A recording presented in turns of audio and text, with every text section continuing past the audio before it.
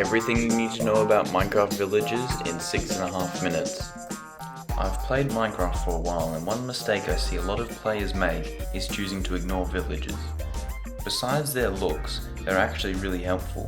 In this video, I'll be telling you everything you need to know about villages and why you need them. Villages. Villages of course spawn in villages, as well as 50% of igloos. Villages have 7 different variants according to their biome. These biomes are plains, spruce, snowy, desert, acacia, swamp, and jungle. Swamp and jungle villages don't spawn naturally, but the variant can be obtained through survival. By finding a village that overlaps a jungle or swamp biome, or by curing a zombie villager. More on zombie villages later. Different villages will also have different loot and different chances for job site blocks to spawn. Villages are protected by iron golems. These big boys kill every mob in their sight except for creepers. Iron golems spawn when a villager is threatened or if you place down 4 iron blocks and a carved pumpkin like so. Uses. Villages sell endgame items such as diamond tools, weapons, and armor with level 15 to 19 enchants on them. But because that isn't good enough, they also sell every enchantment except for soul speed and bottles of enchanting. Trading. Villagers will be unemployed until they find a job site block. Here is a list of which block gives each profession. Nitwits are generally green and don't trade, making them almost useless. You can trade with the villagers to either give items and get emeralds, or give emeralds and get items. These items of course depend on the profession. Trading gives you and the villager experience. You receive 3 to 6 XP, but according to the wiki you will receive 8 to 11 XP if the villager is able to breed.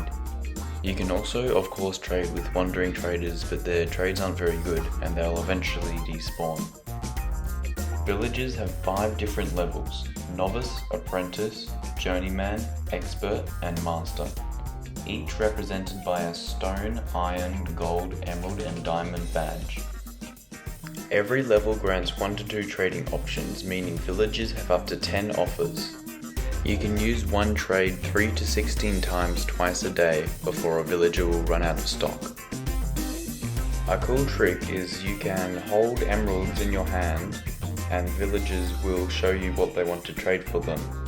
Or if you hold an item they are after, it'll show emeralds. But it won't show if they are out of stock. Breeding. Breeding occurs when 2 villagers have either 3 bread or 12 carrots, potatoes, or beetroots. They must also have a few beds within range and enough space above for the kid to jump on the bed. If all requirements are met, they will breed and make a baby villager. Baby villagers cannot take professions because that would be child labor. Baby villagers do not get attacked by pillagers during raids, probably so the pillagers still have someone to raid. More mechanics. Villagers like to talk to each other about you. Even though you gain reputation through curing and trading villagers, they don't talk about that. They only talk about you if you attack one or kill one. Your reputation changes your trades. They also talk about iron golem spawning. If they haven't seen an iron golem in a few days, then they'll decide to spawn one. Villagers can also pick up items and hold up to 8 slots of bread, carrots, beetroot, potatoes, wheat seeds, and beetroot seeds. Farmers can also hold bone meal. When a villager is full, he will share his food with other villagers. Villagers can also use armor given by a dispenser. The armor affects them the same way it affects us. Hopefully in a future update they allow villagers to be able to pick up weapons too. Zombies.